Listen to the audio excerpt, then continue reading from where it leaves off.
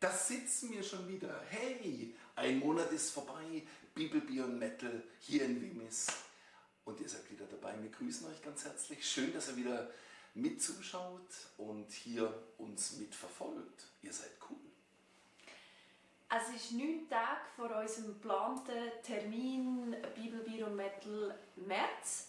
Und nach wie vor ist es so, im Bereich des Kaffeesatzlesen, was in 9 Tagen möglich ist. Wir planen mit allem. Wir haben gesagt, letztes Mal schon, am liebsten würden wir uns mit euch treffen. Innen, draussen, was auch immer dann erlaubt ist. Aber wir wissen es noch nicht. Und darum haben wir gesagt, wir auf alle Fälle wieder etwas aufnehmen, falls man sich nicht treffen kann oder für die, die gleich etwas möchten sehen und keine Zeit oder die Möglichkeit haben zu kommen.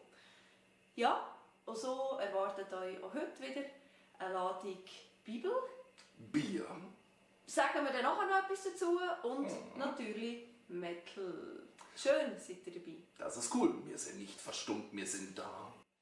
Hey, da sitzen wir wieder hier an unserem schönen Tisch. Die Bibel liegt parat, Kerzen brennen, ein Kreuz steht. Und wir haben uns gedacht, was machen wir diesmal? Und das soll was sein, wo für uns auch mit dem zu tun hat, was mal dann hoffentlich hier auch mit euch zusammen entsteht. Und zwar eine Diskussion über ein Bibelthema. Nadine und ich haben uns nicht groß vorbereitet. Wir haben den Bibeltext.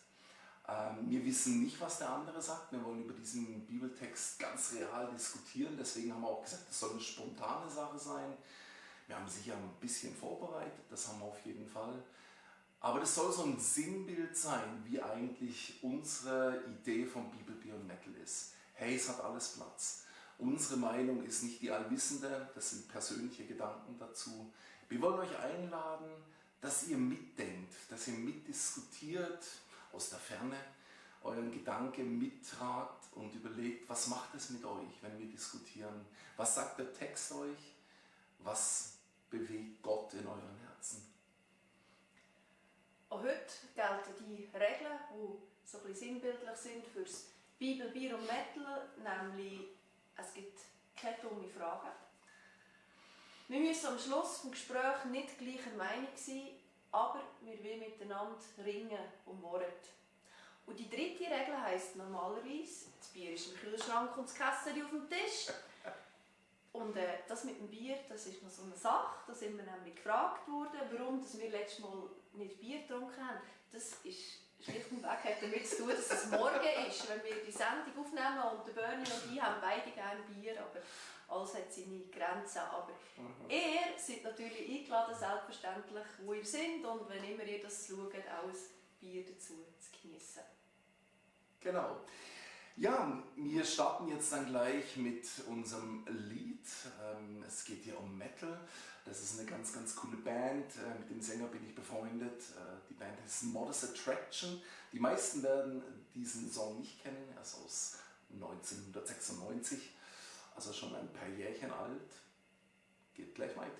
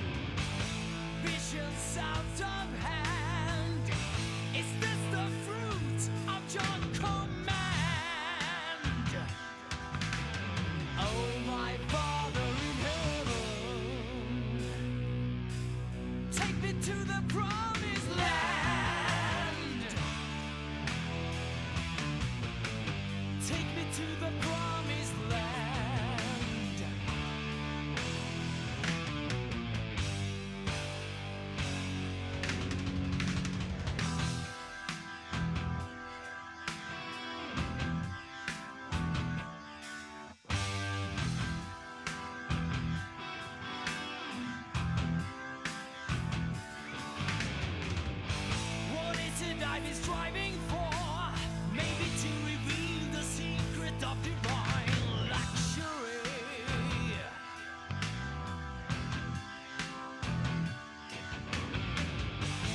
When this life is gone, nothing's lost, all is won. Oh, my Father in heaven, take me to your promised land.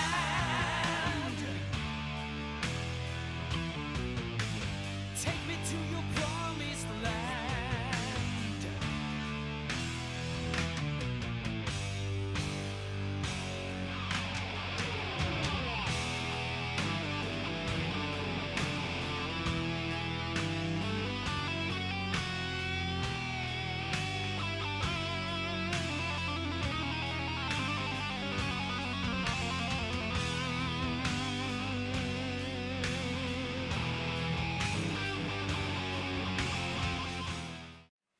Wo wir im Vorfeld darüber diskutiert haben, was für ein Thema das wir heute nehmen wollen, ist so der Satz «Ich lebe, also sollt ihr auch leben» aufgekommen. Und Bernie, du hast zu diesem Thema das Lied «Promised Land» ausgewählt. Warum? Oder sag kurz, um was geht es im Lied? Genau, ich habe es vorhin schon erwähnt gehabt, es ist ja die Band Modest Attraction. Die CD ist ganz rar. Man kann es leider nicht mehr bestellen auf dem Markt, also auf Spotify und der üblichen Möglichkeiten kann man es runterladen. Genau. Promised Land ist mir eigentlich recht schnell, wo wir über das Thema diskutiert hatten, in den Sinn gekommen. Einerseits mag ich diesen Sound, das ist 70er Hardrock, sehr, sehr ungewöhnlich für eine Band, die haben sich so wirklich einen 70er Sound verschrieben damals. Der Christian Lillegren von Narnia als Leadsänger. Ein Großteil seiner Band von Narnia spielt eigentlich auch mit. Der CJ Grimmark als Gitarrist ist auch mit dabei. Ja, Promised Land. Ich habe mich da mit dem Text beschäftigt und ich würde euch den gerne kurz übersetzen. Möge Gottes Willen geschehen, obwohl es mich Tränen gekostet hat. Obwohl es mich Blut gekostet hat, Visionen außer Kontrolle, ist das die Frucht deines Befehls? O mein Vater im Himmel, nimm mich mit ins gelobte Land. Nimm mich mit ins gelobte Land. Was ist es, was ich angestrebt habe? Vielleicht ist das die Enthüllung des Geheimnisses von diesem göttlichen Luxus. Wenn dieses Leben verschwunden ist, nichts ist verloren, alles ist gewonnen. O mein Vater im Himmel. Und eigentlich erst heute Morgen, bevor wir jetzt unsere Aufnahme gestartet haben, ist mir in den Sinn gekommen, dass das eigentlich die Perspektive von Jesus Christus ist, der da was formuliert in dem Lied. Ist das die Frucht eines Befehles? Es hat ihn Blut und Tränen gekostet, an das Kreuz auf Golgatha zu gehen. Und der Vers 20, wo wir nachher anschauen, an dem Tage werdet ihr erkennen, dass ich in meinem Vater bin und ihr in mir und ich in euch. Und das ist ja eine krasse Frucht, wo dort angesprochen wird. Nehme ich mit ins gelobte Land, singt der Christian Lillegren in diesem Lied. Vers 19, ihr aber sollt mich sehen, denn ich lebe und ihr sollt auch leben, was du schon erwähnt hast. Vielleicht ist das die Enthüllung, das fand ich einen sehr komischen Vers, des Geheimnisses von diesem göttlichen Luxus. Und ich glaube, dieser göttliche Luxus ist was ganz, ganz Krasses. Und da kommen wir nachher im Bibeltalk noch drauf zu sprechen. Und das ist der Begriff Gnade. Und die zentrale Aussage von diesem Lied ist, wie auch nachher in dem Bibeltext, wenn dieses Leben verschwunden ist, nichts ist verloren, alles ist gewonnen. O mein Vater im Himmel. Was hat dort Jesus Christus wohl am Kreuz gedacht, als er dahin? Weil er wusste, er wird auferstehen, aber er hat Todesqualen erlitten. Du hast schon ganz viel den Bibeltext zitiert. Lesen wir doch mal miteinander den ganzen Bibeltext, Johannes Kapitel 14.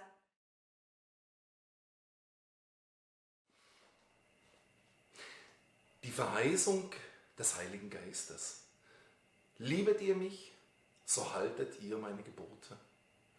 Und ich will den Vater bitten, und er soll euch einen anderen Tröster geben, dass er bei euch bleibe ewiglich. Den Geist der Wahrheit, welchen die Welt nicht kann empfangen. Denn sie sieht ihn nicht und kennt ihn nicht. Ihr aber kennet ihn. Denn er bleibt bei euch und wird in euch sein. Ich will euch nicht weisen lassen, ich komme zu euch. Es ist noch um ein kleines, so wird mich die Welt nicht mehr sehen. Ihr aber sollt mich sehen, denn ich lebe und ihr sollt auch leben. An dem Tage werdet ihr erkennen, dass ich in meinem Vater bin und ihr in mir und ich in euch. Wer meine Gebote hat und hält sie, der ist es, der mich liebt. Wer mich aber liebt, der wird von meinem Vater geliebt werden. Und ich werde ihn lieben und mich ihm offenbaren. Amen.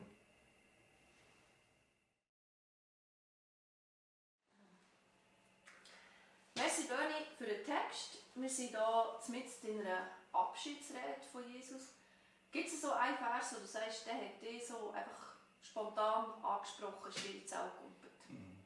Das ist im Prinzip gerade der erste Vers gewesen, aber liebet ihr mich, so haltet ihr meine Gebote, gerade Vers 15. Also zuerst dieses liebet ihr mich und dann können wir die Gebote halten. Das fand ich noch spannend. Aber da komme ich nachher noch drauf. Also ich fand es für mich sowieso einen ganz, ganz spannenden Text. Bei mir war es der Satz, ich lebe und ihr sollt auch leben. Und zwar einfach, weil der drückt für mich so etwas Positives aus. Ich lebe, ihr sollt auch leben. Und steht für mich im Moment so zum Kontrast zu dieser Zeit, wo wir im Moment sind. Das ist, so viel ist negativ geprägt oder wird negativ übergebracht. Wenn man Medien anschaut, da kommen fast nur schlimme Nachrichten und selbst vermeintlich gute Nachrichten werden irgendwie noch negativ formuliert. Und da ist das einfach einmal etwas ganz anderes, etwas erfrischend Positives. Ich lebe, ihr sollt auch leben. Ja, und wir kommen noch zu diesen Versen. Wir werden doch mal einfach Vers für Vers durchgehen. Oder Abschnitt für Abschnitt. Der Titel ist ja die Verheißung des Heiligen Geistes. Und der erste Satz ist eben der, liebt ihr mich, so werdet ihr meine Gebote halten. Bernie, wie hast du es so mit Gebot? Ich bin total überfordert. Ich sage immer Menschen, die Jesus nicht kennen, und ich habe meinen Freundeskreis bei vielen Menschen, wo jetzt nichts mit dem Glauben anfangen können an Jesus Christus. Und ich sage immer, ich bin eigentlich der gescheiterste Typ von allen und Jesus hat mich trotzdem lieb und das ist ein Geheimnis und das mit den Geboten, das ist natürlich schon, sagt ja dieser Text auch nachher, wir kommen nachher drauf auf den Vers 21, ist so wie ein Widerspruch in sich, scheint es, aber es ist eben viel, viel mehr. Also die Gebote kann ich alleine nicht halten. Also das ist für mich auch meine Lebenserfahrung, wo ich sehe, ich bin völlig überfordert mit den Geboten. Also, und erlebe immer wieder, wie der Geist Gottes in mich Dinge hineinlegt, wo ich staune, dass ich plötzlich etwas kann. Also ein Beispiel ist ein Menschenlieben, der vielleicht mir sehr Böses getan hat oder jemand vergeben. Ich glaube, jeder von uns kennt so Situationen und da bin ich immer wieder überrascht, was Gott machen kann. Und da merke ich den Satz, liebt ihr mich? Also ich liebe Jesus Christus, was ja auch schon ein Geschenk ist. Und plötzlich kann ich was halten, wo ich selber überrascht bin. Ich habe mich gefragt, bei diesem Satz hat mir manchmal vielleicht auch ein bisschen über das Wort Gebote irgendwie stolpern. Weißt du, wenn du schaust, Gebote, dann haben wir so den Mose im Kopf mit der Gesetzestafel, mit den 10 Geboten oder Gebote. Hoppala, das Kreuz gibt schon um. Oh je. Ich hoffe, es hat jetzt nichts mit uns auslegen. Also etwas gesetzesmässig. Und wenn man ja schaut, wie Jesus gelehrt hat, er ist ja gefragt worden, was ist das wichtigste Gesetz? Und dann hat er gesagt, hey, eigentlich gibt es einfach eins. Lieb Gott von ganzem Herzen und deinen Nächsten wie dich selber. Und wenn du das machst, dann braucht es gar keine Regeln und gar kein Gesetz mehr. Sondern dann ist alles erfüllt, wenn du Gott im Blick hast und deinen Nächsten auch, dann wirst du so leben, dass es gut kommt und dass es keine Regeln braucht. Und ich frage mich vielleicht, wenn wir das lesen von Jesus, so werdet ihr meine Gebote halten, dass wir vielleicht viel weniger so Gesetze müssen im Kopf haben, sondern wie eher so eine Lehre. Also das, was Jesus vorgelebt hat, die Lehre. Und dann macht es für mich wie fast ein bisschen mehr Sinn oder es einfacher, wenn du kannst sagen, okay, liebt ihr mich heisst, du laufst in die Richtung, wo Jesus vorausgelaufen ist. Also du versuchst in dieser Lehre zu leben. Das ist so ein bisschen weniger gesetzlich, weißt du, was ich meine? Ja, genau. Ich denke, das ist ja auch das Spannende, das kennst du auch, gell? Ich kenne ganz großartige Menschen, wo eigentlich, die glauben nicht an Jesus, aber die leben wirklich ein sehr ehrbares Leben, also ehrbarer als mein Leben, also die extrem sozial sind, sich um andere Menschen kümmern, sehr selbstlos sind, wunderbar engagiert im Lab unterwegs sind, mit einem ganz feinen, großen Herzen. Und da ist ja auch die Frage, was heißt denn das? Aber Jesus kennen sie nicht. Aber eigentlich machen sie das, was du beschreibst, oder? Sie folgen eigentlich dem in den Spuren von Christus, oder? Und mir hat dort auch mal jemand gefragt, ja, warum soll ich denn Jesus nachfolgen? Ich lebe ja schon ein gutes Leben, oder? Aber das wäre jetzt auch spannend zu sehen, woher kommt der innere Antrieb, das so zu machen. Und ich traue Gottes Geist ganz, ganz viel zu. Also dass da von mir aus, oder ich kann mir gut vorstellen, dass nicht überall muss Jesus draufstehen, damit Gottes Geist wirkt, sondern dass das auch durchaus kann sein und passieren, ohne dass da der Stempel drauf ist. Können wir weitergehen? Ja, gerne. Der Studienwerkstatt, 16, Ja. 16, 17. Und ich will den Vater bitten, und er soll euch einen anderen Tröster geben, dass er bei euch bleibe ewiglich. Der nächste auch noch. Genau, der Vers 17 wäre das, den Geist der Wahrheit, welchen die Welt nicht kann empfangen. Denn sie sieht ihn nicht und kennt ihn nicht. Ihr aber kennet ihn, denn er bleibt bei euch und wird in euch sein. Geist Gottes. Der Tröster, der Zwingli, sagt ihm der Fürsprecher. So fast der Anwalt. Der für dich hersteht und für dich redet. Ja, ich glaube, das ist ein großes Geheimnis drauf und ich freue mich dann, wenn ihr dabei seid und mitdiskutieren könnt. Weil ihr denkt jetzt mit beim Zuschauen, hoffe ich. Und ein riesiges Geheimnis und ich habe den sehr häufig schon erlebt. Ich glaube, je älter ich werde, desto mehr erlebe ich ihn. Das ist eigentlich noch spannend, weil ich immer wieder, auch jetzt in meiner Lebenssituation, einige spannende Challenges habe. Und ich erlebe den Heiligen Geist, weil ich oft an den Punkt komme, wo ich sage, ich kann nicht mehr. Ich bin überfordert. Und ich erlebe, wie der Geist Gottes Dinge bewirkt. Also er ist definitiv, wie es drin steht, er ist da. Er ist existent und er lebt in mir, oder? Ich kann mir auch vorstellen, dass es zu dieser Situation sehr wichtig war, den Jüngern da eine Perspektive zu geben. Ich meine, wenn man davon ausgeht, die sind so jetzt vielleicht die letzten 2 Jahre mit Jesus unterwegs gewesen. Und sie anmerken, etwas kommt, etwas steht bevor, sie wissen nicht was. Jesus weiss um sein baldige Sterben am Kreuz.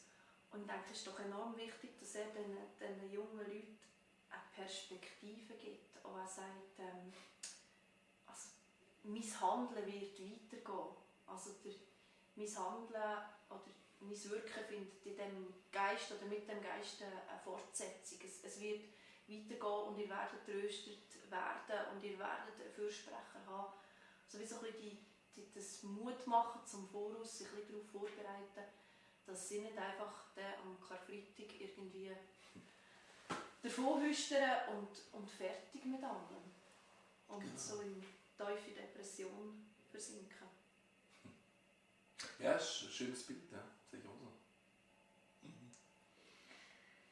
Mal 18, 19. Ich will euch nicht als Weisen zurücklassen. Voilà. Ich komme zu euch. Es ist noch eine kleine Zeit, dann sieht die Welt mich nicht mehr. Ihr aber seht mich, denn ich lebe und ihr sollt auch leben.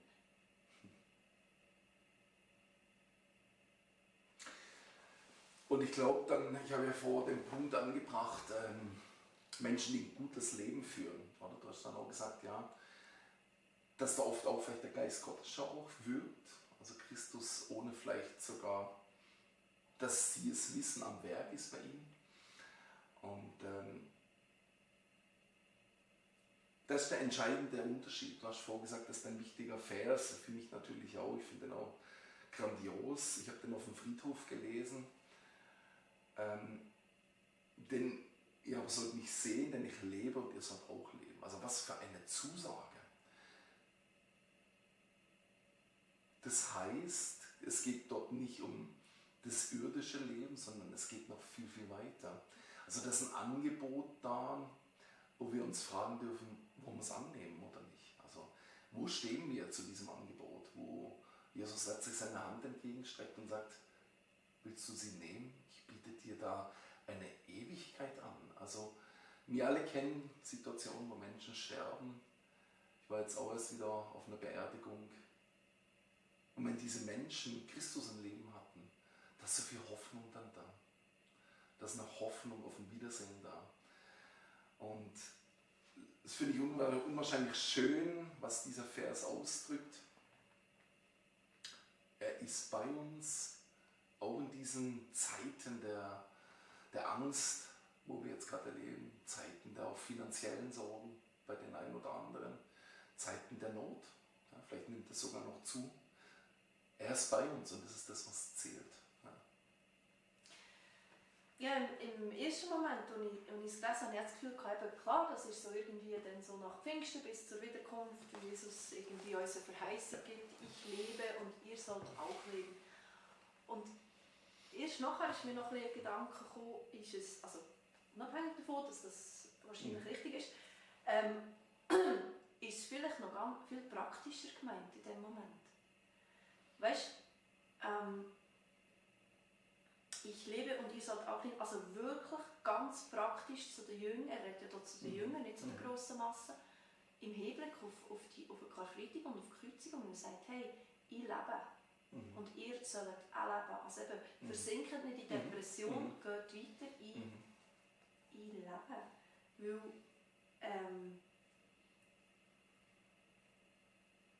ich gehe jetzt weiter, das heisst, an jenem Tag werdet ihr erkennen, dass ich in meinem Vater bin und ihr in mir und ich in euch. Also wie, ihr werdet mich nachher erkennen, weil ich werde auch wieder zu euch kommen. Und Jesus ist ja nach der Auferstehung ja wirklich nochmal in diesen Tagen ganz praktisch nochmal gekommen, aber nicht mehr zur grossen Masse, hat nicht mehr grosse Reden gehalten, sondern nur noch in seinem engsten Kreis. Also ihr werdet erkennen, dass ich lebe. Also so ganz praktisch auch auf die nachösterliche Zeit bezogen. Welcher Jünger war das, wo dann er ist ja in den Raum gekommen und wo es nicht glauben wollte und hat ihn dann in die Wunden langen lassen? Welcher war das? Thomas. Das war der Thomas, genau. Die Szene, ich hatte das in einem Kinderfilm für meine Kinder, ich finde es immer schön, wie die teilweise dargestellt werden, das ist sehr berührend. So dieses Staunen und ich spüre das manchmal wie wirklich ganz das Praktische, er war einfach dann da. Und der Thomas hat dann in die Wunden gelangt. Also gemerkt, aha, das ist ja real und er lebt trotzdem. Ist auferstanden, er ist nicht tot, er lebt, oder? Und das hat mich sehr berührt und das passt für mich sehr schön rein, was du erzählst. Also wir haben einen ganz praktischen Christus. Also das ist nicht irgendetwas Abgespacedes von ein paar frommen Spinnern, sondern Christus ist bei uns in diesem Leben. Er möchte, die Ewigkeit beginnt eigentlich schon jetzt, das liest man ja auch immer wieder, dass wir eigentlich schon jeden Tag mit einer ganz großen Dankbarkeit leben dürfen und eine Freude an dem haben dürfen, dass Christus da ist. Ja. Ja, willst du weiter? Wer meine Gebote hat und hält sie, das ist der Vers 21, der ist es, der mich liebt. Wer mich aber liebt, der wird von meinem Vater geliebt werden. und ich werde ihn lieben und mich ihm offenbaren. Schließt doch wieder ein bisschen den Kreis. Wie ist das mit dem Genau. Lieben und Gebot halten Genau. und so. Genau. Weißt du, das Bild finde ich auch noch cool. Ich habe mir gerne das Bild vom Fan und vom Nachfolger. Kennst du das? Also ein Fan ist jemand, der etwas einfach toll findet, oder bewundert, sagt, ja, yeah, super, Poster an die Wand klebt und so, das Merchandise-Pulli kauft, irgendwas. Und es einfach bewundert. Und der Nachfolger ist der halt einen Schritt weitergeht und sagt, ich will in deine Spuren gehen. Und für mich hat das viel mit dem zu tun, also wer meine Gebote hat, das wäre so quasi der Fan, oder? Und hält sie, das wäre dann der eben darüber ausgeht, oder der nachfolgt, eben der Nachfolger. Und der ist es, und ich habe schon das Gefühl, Jesus hat nie darauf abgezielt, eine grosse Massenzahl, die ihn bewundert, die ihn toll findet, sondern er hat einfach doch wollen, dass irgendwie die Menschen nach Gottes Willen leben, dass sie Gottes Willen verstehen und die anfangen umsetzen in ihrem Leben. Und darum ist für mich bedeutet das ein bisschen das, wer mein Gebot hat und wer meine Gebote hat und hält sie, der ist für mich lieb, der mir nachfolgt. Versucht in meiner Lehre zu gehen.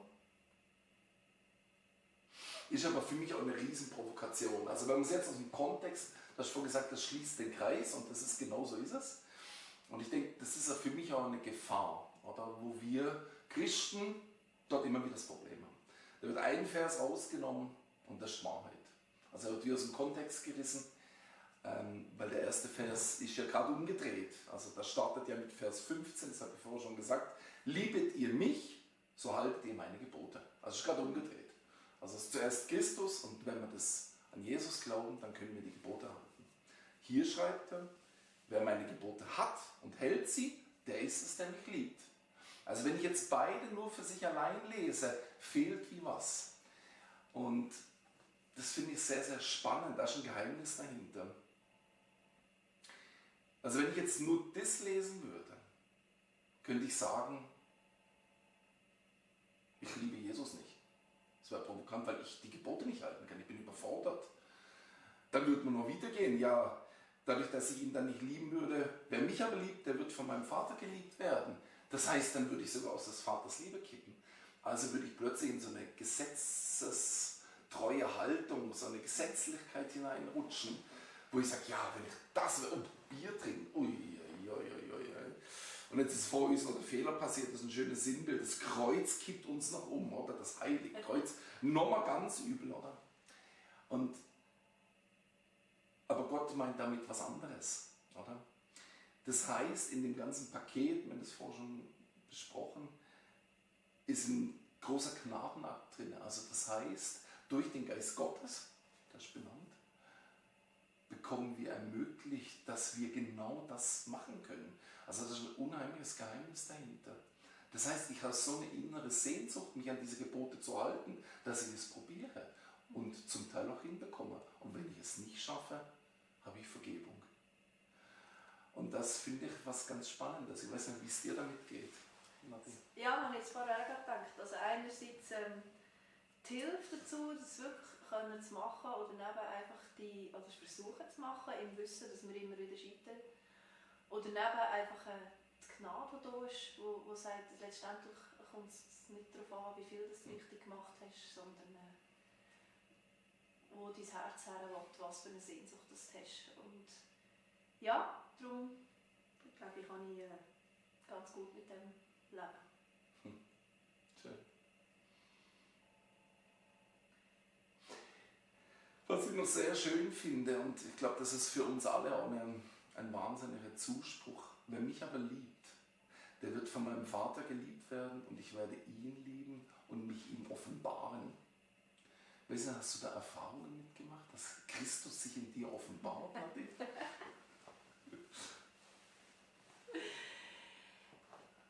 Ich glaube, es gibt Sachen, die wirken, auch wenn man sie nicht erzählt. Willst du kein Beispiel nennen?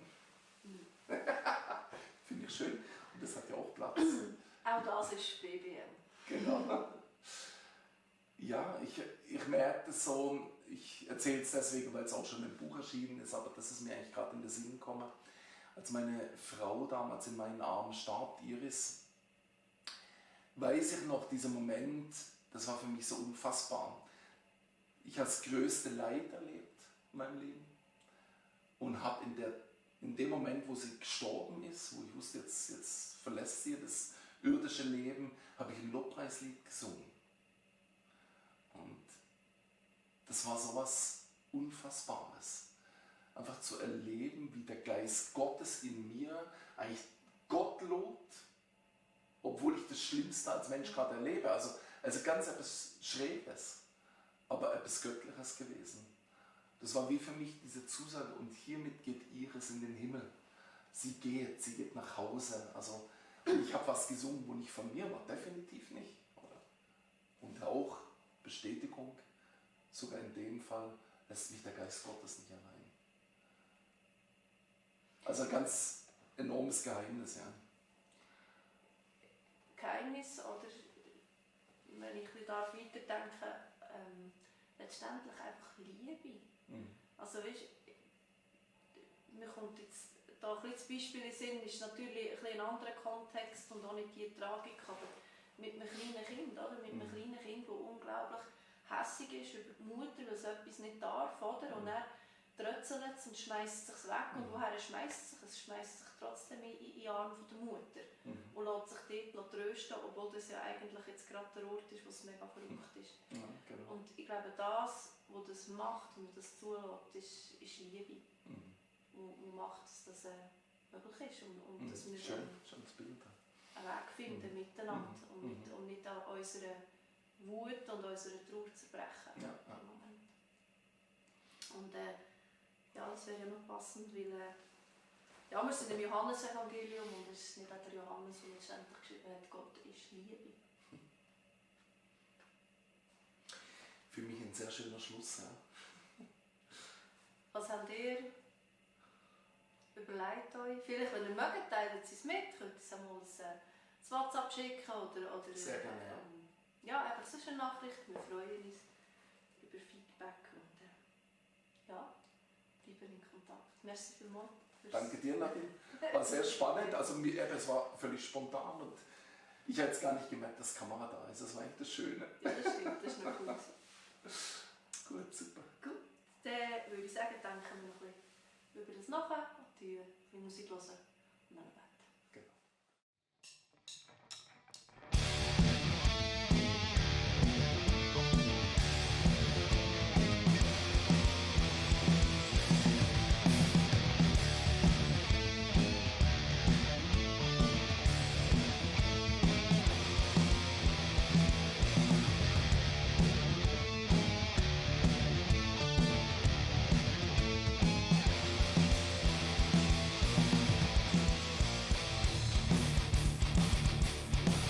Ich bin ein Wanderer zwischen den Welten, ein Suchender, der ständig Neues entdeckt. Ich bin ein Pilgernder mit windigen Zelten, ein Reisender mit leichtem Gepäck.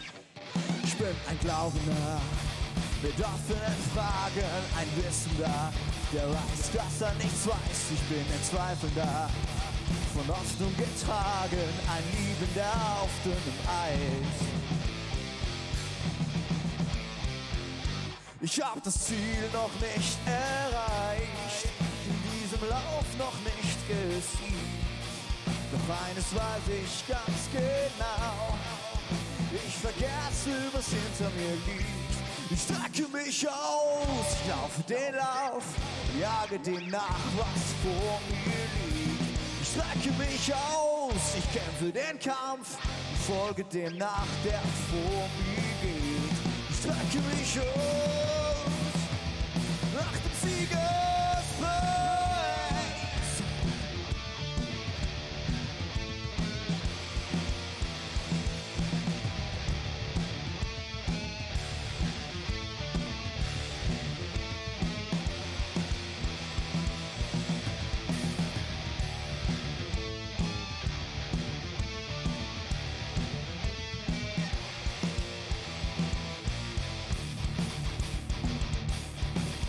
bin ein Sitzender zwischen den Stühlen, Stehender, der schaut, dass er nicht fällt. Ich bin ein Gehender mit gemischten Gefühlen, ein Fallender, der deine Hand hält.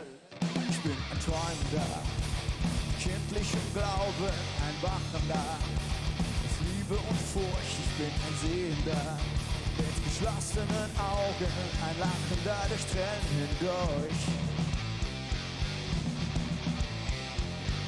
Ich hab das Ziel noch nicht erreicht, in diesem Lauf noch nicht gesiegt. Doch eines weiß ich ganz genau, ich vergesse, was hinter mir liegt. Ich strecke mich aus, laufe den Lauf und jage dem nach, was vor mir liegt.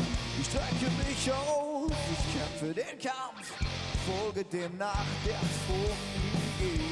Ich strecke mich aus, nach dem Siegespreis.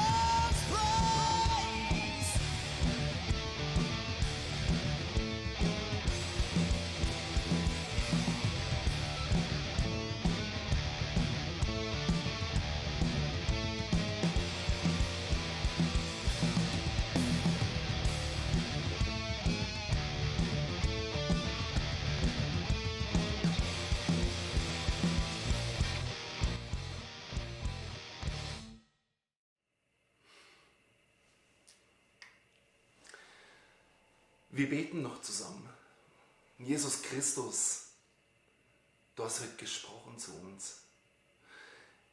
Ich danke dir von Herzen für diesen Text. Ich danke dir für dieses Leben, wo du versprichst. Und das nicht nur erst in der Ewigkeit, sondern heute, jetzt, hier, in dem Moment. Bist du bei uns? Dein Geist wohnt in uns, der Heilige Geist. Ich danke dir von Herzen, du großer Gott. Ich danke dir, dass du das Leben bist. Ich danke dir, dass du Dinge ermöglichst, die wir nicht für möglich halten. Sogar, dass wir deine Gebote halten können. Danke, Jesus Christus, dass du wirkst. Und danke für diese großartige Liebe zu uns. Amen.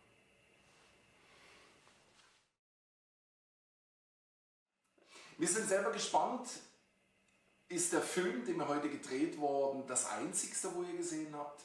Oder haben wir uns sogar persönlich gesehen? Es kommt die nächsten Tage raus. Aber eins ist schon mal sicher. Hey, schön, dass ihr dabei wart. Schön, dass ihr euch Zeit genommen habt, mit uns zusammen auch den Bibeltext anzuschauen. Auch wenn wir uns nicht gehört haben, es war nicht die Möglichkeit, dass ihr euch hättet melden können. Wussten wir irgendwie, hey, das ist cool, wir glauben dran, dass einige das schauen werden und mit uns auch um diesen Text ringen. Es hat Spaß gemacht mit dir, Nadine, vielen Dank, es war für mich sehr inspirierend, mit dir zu diskutieren und und so freuen wir uns auf das nächste Mal.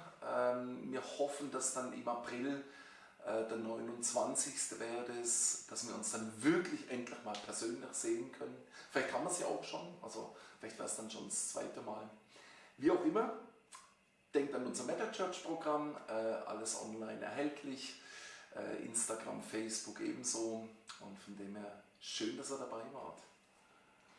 Wir würden uns sehr freuen über Rückmeldungen von euch, Sachen, die vielleicht bei euch aufgeleuchtet haben oder einfach sonst ein Kommentar, eine Anregung, ein Feedback, wenn ihr Lust habt. Meldet euch.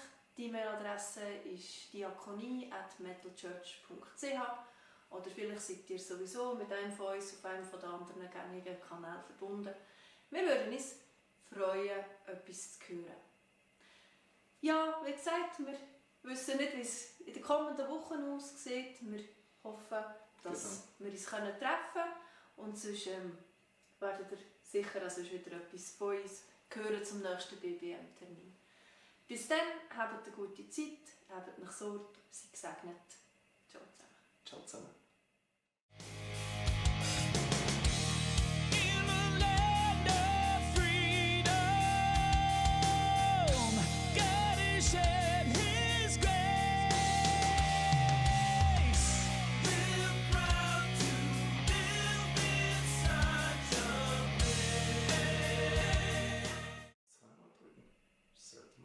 Sprich mal.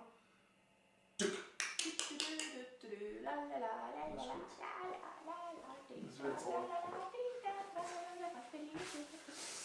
So, also. Corona. Gut. Merci Bernie für den Text. Wir sind hier mitten in einer Abschiedsrede von Jesus. Gibt es so einfach?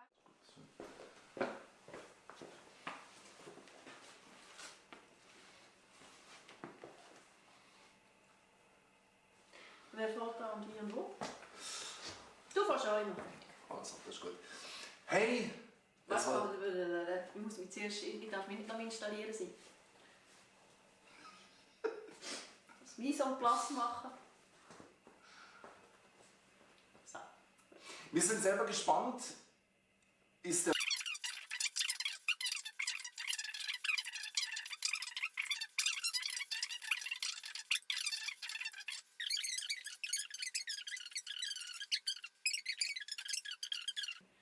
Bis dann, habt eine gute Zeit, habt euch so, seid gesegnet. Ciao zusammen. Ciao zusammen. Oh,